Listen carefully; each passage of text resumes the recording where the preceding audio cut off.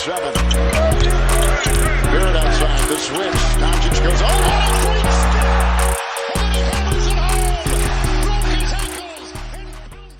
What's going on, guys? Welcome back to a brand new video. I hope you guys are doing well outside of the New York Knicks, because the New York Knicks are obviously not doing well, as we're currently on a 5-game losing streak. We just lost on the road up against the San Antonio Spurs, the final score being 122 to 115. We are now 18-18 on the season. We are the 8th seed.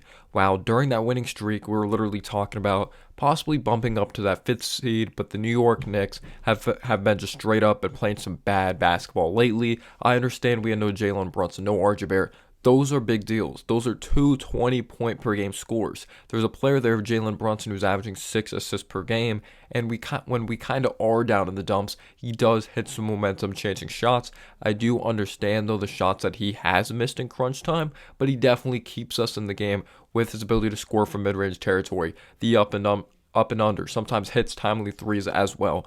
RJ Barrett, after getting off to a shaky start this season, you could say he finally started to find his groove. Yes, there's still some inconsistencies, but he's still a 20-point per game scorer who's starting to become more efficient and the shot's starting to fall again. Again, we have to see consistency across the board, but we could still tell that he's a very valuable piece to this team when it comes to dribble penetration, finding a Mitchell Robinson inside. Even the same thing with Jalen Brunson, even though you could say Brunson, yes, he does a good job kicking it outside of the perimeter with the dribble penetration, but sometimes you would like to see him hit the roll man more. He does do that, but I would like to see him do it on a more consistent basis. But not having those playmakers was big time in this game, especially in the interior. The Spurs demolished us when it came to the paint. Usually it's the other way around, that we're demolishing teams in the interior and we're struggling from the outside. While Quickly hit threes in this game, Randall hit threes in this game, we just simply were not playing our game at all. And Mitchell Robinson, we're not going to win games when Mitchell Robinson, has 6 rebounds and 2 points.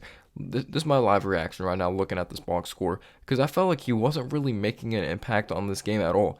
He had 6 rebounds, 0 points, 0 for 2 from the field, missed a dunk in 28 minutes. So we did miss some of that dribble penetration, finding guys inside, that playmaking. And we got killed on the boards. We're known as one of the best offensive rebounding teams in the league. We weren't able to get many second chance opportunities, and the Spurs mainly had control of most of this game. Our defense was horrible. We were able to score points at one point in this game. Don't get me wrong, the offense was stagnant. Some people may see Quickly finished with 7 or 8 assists. He made some really nice reads out there, but there's the good and bad when it comes to Quickly. He's going to have possessions that he makes quick, rapid decisions, has a great decision, finds Jericho Sims for a lob, and then there's going to be times that he's literally just dribbling out the entire shot clock to chuck up a stupid shot at the end of it. So when it comes to the IQ side of things, I did not think we played well. But eventually we did start scoring points. I don't think the offense was the main problem. It definitely was the defense for 48 minutes. So the Spurs were in control most of this game. We're down 38-29 in the first quarter. We allowed 38 points of the Spurs. The Spurs are one of the worst teams in basketball. And I understand that we have no Brunson. I understand we have no RJ Barrett. But they are statistically bad at everything. Defensive rating, offensive rating. Tom Thibodeau is supposed to be known as this defensive coach. But I do think we kind of got exposed defensively when it came to that smaller lineup. When we trotted out a Quickly. You have Grimes out there, and then you have Quickly, you have McBride, you have Grimes. Grimes, they say 6'5", but he used to be listed as 6'4". Something's changed when it comes to that. McBride's only 6'1". You have Quickly, that's 6'3", so we're kind of undersized, big time when it comes to 1 through 3 position. So that definitely did kill us on the defensive side of things. But yeah, defensively, we were absolutely atrocious. We allowed dribble penetration, just so easy. We allowed people to just dribble penetrate right to the basket. Keldon Johnson, who picked up 2 fouls early, he was just able to get into a groove. The rotations were bad. We were not rotating over. We're not helping well. And you could say possibly it's a chemistry issue. When these guys aren't used to starting together, there's going to be some problems for sure. And I'm not discounting the Spurs or anything like that, or just not giving them any credit. They have talent, but they had no Devin Vassell in this game on top of it.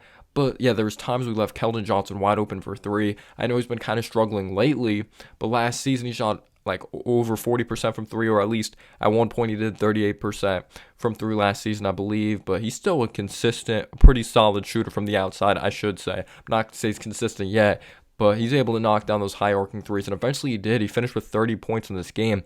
And also, we were just out hustled in this game as well, like allowing offensive rebounds, like tip-ins at times, like second chance opportunities. You just can't allow that to happen. That's still an inconsistency of Mitch's part, coming down with those defensive rebounds, not just offensive rebounds. Yes, he can come with those big plays, but then he can come with things that aren't really fundamentally sound out there on the basketball floor. But Romeo Langford, I believe his career high entering this game was 19 points. He had a brand new career high of 23 points. He was able to get whatever he wanted inside in the interior. To start off that third quarter, I believe he slashed a three, or he splashed a three as well. We were just able to get, like, everyone was just in rhythm for the San Antonio Spurs. I just felt like there was no pressure on the Spurs at all, and when it was, because they were up 17 points at one point in that game, and when we did cut it down to like a 7 or 8 point game in that fourth quarter, we just weren't able to get a stop defensively at all, or we would take a stupid shot that kind of made no sense, and you're not going to win this game also with no RJ, with no Brunson, when Grimes is 1 for 10. Grimes, I'm just not really giving anyone credit defensively. I didn't think anyone really honestly played that well defensively in last night's game. Maybe you could say I'm picky, but from the eyeball test, I wasn't really that impressed with anyone defensively. And overall, as an overall team anyway, when you add it all up, and like you just like, if you want to just, yeah, when you're just checking out everyone on defense, to really just add it up as an overall team, we did not play well defensively, but Grimes has too good of a form and too beautiful of a shot to be missing open shots outside on the perimeter. I did think he took a couple shots that were unnecessary at times as well, but it was just an overall bad performance. Quickly at over 30, he had his assist, but he also had some weird possessions with the basketball. He held on to the ball too long or just dribbled it out, but he scored the heck out of the basketball. But defensively, I thought he got blew by. I thought he got just like out-muscled as well when it came to driving down the paint. Julius Randle had over a 40-point game. He kept us in this game offensively. He did, don't get me wrong, but there was moments he was just standing around on defense. He hit some ridiculous mid-range shots, or hit some shots from the outside. He was able to drive inside in the interior, but there's times, he's just standing on defense. Overall, I didn't think there was a leader. This team looked lost, and when your team looks lost, like, you want to see some type of spark. And Evan Fournier came in this game. Was he good on defense? No, he freaking sucked on defense. But he still provided some points, which is cool to see. Like, it just shows that he is ready, like, no matter what, to go out there and score the ball. But no Cam Reddish. If we didn't see Cam Reddish, like, not seeing Cam Reddish last night, that means we're never going to see him again. And a game that we're down double digits at one point, or most of this game, it felt like the Spurs were in control of this game when we're not able to get a stop defensively. Cam Reddish isn't a consistently good defender. He's a decent defender, but he brings you athleticism. He brings you someone that's able to get to the rack. At least you want to see what you have in him. But I feel like Jakob Poeltl killed us at times. Just like, we had no answer for the Spurs club. When I'm looking at the Spurs box score here, yeah, Romeo Langford 23 points on 11 of 16 shooting, 1 of 1 from 3. He had 3 rebounds, but 3 of them were offensive rebounds. That speaks volume there. Trey Jones, been kind of struggling lately. 13 points, 6 assists, 5 of 13 from the field, 1 of 4 from 3. He's never going to wow you with his stats, but he's someone that's a pretty good floor general. He's pretty steady at that point guard position. But yeah, Jakob Poeltl, 12 rebounds, 4 offensive rebounds. He's a pretty solid player, though, I'm not going to lie. Keldon Johnson, 30 points on 11 of 21 shooting, 3 of 8 from 3. You have Jeremy Sohan. He out-hustled us a ton as well. If it wasn't for foul trouble, he would have even had more points in my opinion. He's not even known as a scorer, but there was like a couple of plays, or one play just not ran over Randall. It was a clean play, but he just drove right over him. It was insane. But he finished with 12 points. He fouled out in this game. He had 5 rebounds. McDermott was able to come off the screens, just splash threes in our face. But yeah, outside of that, Josh Richardson had a couple he hit a shot that hurt when it looked like we're kind of coming back as well. But Derrick Rose, when he was out there for 16 minutes, 1 of 5 from the field, missed kind of a point-blank shot at the basket. I thought he forced a couple threes that were unnecessary in this game as well. Fournier had 11 points, but the defense that comes with it. Hartenstein, I can't stand watching Hartenstein. I'm not gonna lie, I was really excited for the signing. I don't know if I overrated his passing or overrated his passing or what, his passing skill set. I never was sold on the 3-point shooting because there wasn't a high enough volume when it came to the Clippers, so I thought he was a potential shooter coming over. Maybe we don't utilize him the right way offensively, but defensively he lets guys just drive right to the basket. And there's so many opportunities to tip and like he misses open shots like all the time around the basket. Like those 50-50 balls he just does not come up with. Maybe it's just lack of athleticism, but he honestly has not been that good for us, to be honest. But he only played 15 minutes. But yeah, Grimes, when he isn't giving you the defense maybe you're used to and then the offense on at the same time, yeah, that's going to hurt you, especially with no RJ, no Brunson. Quickly, 36 points, 7 assists, 7 rebounds. He had 1 steal, 12 of 27 from the field, 5 of 12 from 3. Yeah, Quickly took 27 shots. Randall took 27 shots.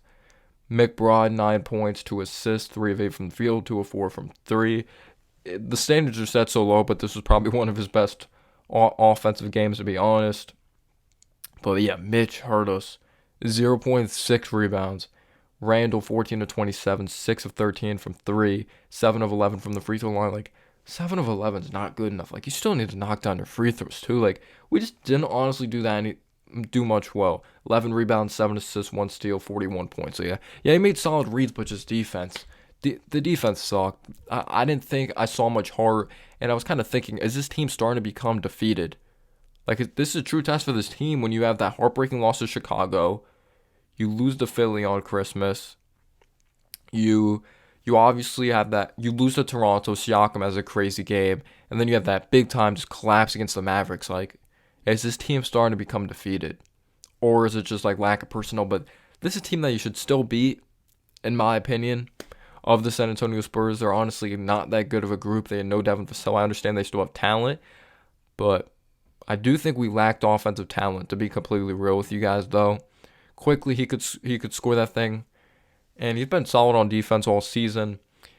So I didn't think he was one of the main reasons we lost. Like, everyone was one of the main reasons we lost, to be completely honest with you guys. But we know McBride's going to try hard defensively. He's going to compete, but you're not going to expect much offense from him. Grimes has a quick first step, but he doesn't have like a counter crossover or anything like that. And his 3-point shot wasn't falling. Randall could score the ball. Mitch, like, we just didn't have threats offensively. And on top of that, the defense didn't step up. Just, it sucked. 5 losses in a row. I believe we're the 8th seed now. We're 18-18.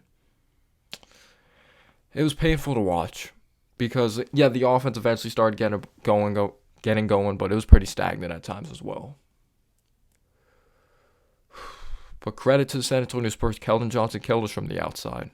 He was physical, got to the rack. Romeo Langford, credit to him on a career night. Peace out, y'all.